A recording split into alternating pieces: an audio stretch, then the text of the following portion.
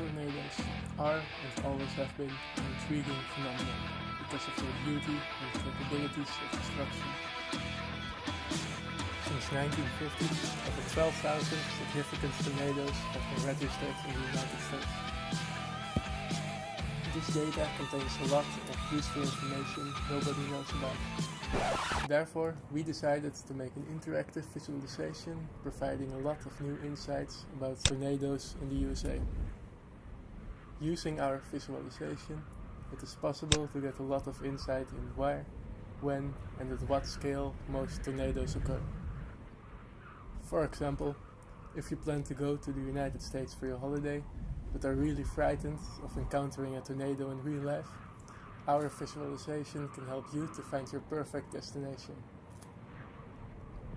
If you're planning to visit your family in Texas but don't want to die, you can look at our visualization and see what is the best time to visit.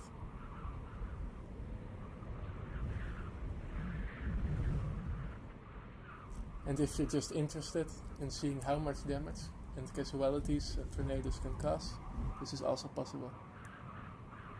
All in all, our data visualization is a helpful tool for a lot of people.